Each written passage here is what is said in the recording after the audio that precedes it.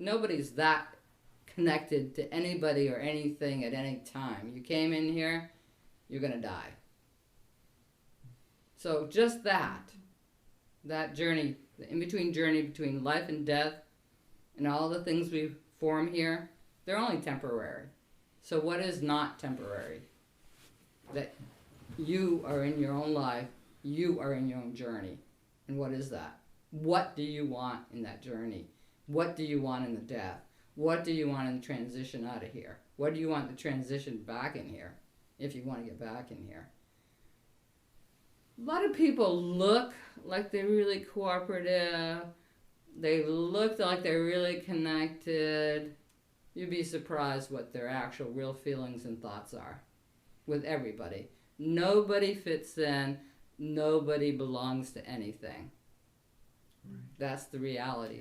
Yeah. That's the reality. Yeah. Some people are more aware of their aloneness than others. Some people cover it up in so many ways. Why are you afraid of being alone? Why are you afraid of not belonging? Mm-hmm. You ever wonder why? Mm-hmm. Ever journal on that one? No. Everyone we get to know here and love here, it's only temporary. Mm-hmm. It's not going to go on. We're going to die. And as you age, you already know that, right? You're losing pieces of your body, you're losing pieces of your mind, you're losing your memories, you're losing everything that you acquired to be here and to gain something here, to know yourself, to be fulfilled, to find out who you are here. Mm-hmm. As you get older, pieces of it all being taken away. You know that. So how do you relate to that?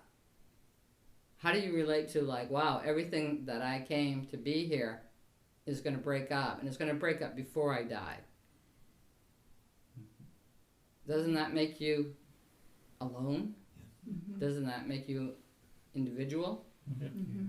You know, you can't really relate to people that are in the 30s all trying to get, the job or money or career. You can't relate to it, can you? Mm-hmm. No, it seems what? Happened a long time ago. Yeah, like your old journals you read and go, who wrote that? Who wrote that? Yeah. But for people in that age, that's how they're individuating. That's how they're finding out who they are. But how you are finding out who you are as an old person is really different than them. Mm-hmm. And what are you finding out? All that stuff's nothing. All that stuff in the 30s. Yeah, doesn't seem. What you cared about in the 20s, you don't care about anymore. No. So what do you care about in the 60s, or the 50s, or the 40s, or the 30s? What do you care about as a 10-year-old? All of it passes. So to be able to have your own life, you gotta have your own life. Respond. What's that? You have to have... To respond to that question you just put out there, what are you finding out? Mm-hmm. What I'm finding out is there's only one purpose to this life, period. Mm-hmm. And it's between me and God. And that's alone. Yep, that's alone. Alone process. Yep, that's true. That's it. Yeah. So that's all it'll ever be. For everyone. Yeah. For everyone exists. It's just you and God. Till the you's not you. Just God. But that's it. That's the only intimacy you have, the only relationship you actually have, until you actually realize that as the one you are, fully, without any doubt anymore, without any work to do on it anymore. It's just you and God. There's no one else. Just you and God. And there's not a you either, so... But you have to find that part out by being with God. So yeah, it is active. You can sit and meditate at times, but it is active. Because everything you do, you have to ask yourself, why am I doing this? Are you doing this to be someone who's in their 50s doing something? Having some kind of identity, some kind of purpose? Looking for some kind of purpose? Well, like Elizabeth said, she knows the purpose. So it doesn't matter what you do. except to pay attention to this. So any other purpose is, the individuation I'm talking about is that. It's knowing that, to know that your only relationship is God until there is no you. That is the real individuation. That's getting down to the bare bones of that you're individual. And why? And what is the individual? What is the individual? The only purpose of being an individual is to know that and answer that and be that. Be as you are. There isn't anything else. There is no one else. No one ever lives in your life except God. No one ever knows what's really going on with you except God. You can tell people what you want them to know about what's up with you, but you know you're kind of bullshitting. It's PR work, isn't it? Yeah. It's like, here's my identity that you can understand. This is how I'm different from you. But you're not. Everybody's just in the monastery of themselves, with God. So if you do things that please God, then you know you're less you. You can feel that. There's a less sense of who I am as a person.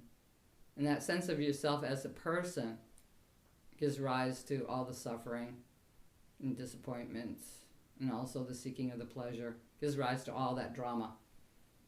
So nothing really does happen in life. You're just in a room with God. Nothing ever takes place. You don't do anything. You look back at your journals and you say, as I was teaching for many years, my frustration was like, wow, nothing ever really ever happens. You just sit in this room and you engage people about this matter. That's it. And then you see them in your life. You go about doing stuff, and in that action of doing stuff, you engage them in this matter. There's no other matter but this matter. And then you see how everybody is not interested in this matter. They're interested in getting fulfilled and trying to be an individual. But the sense of people don't like being an individual. They don't like it. They don't feel like they're belonging. They don't feel like they're achieving themselves. They don't like being an individual. Everybody's trying to get rid of being an individual. In your dreams of succeeding as a person, they're all about admiration from other people. It's not about you. It's about getting it from other people, from the world and other people. Everything you wanted that would prove that you're a successful, happy person comes from your ideas of the world. Comes from other people giving it to you, other situations, other events, the culture you're in. It doesn't come from you just being in a room by yourself, loving that, being as you are. What would it be to love yourself 100%?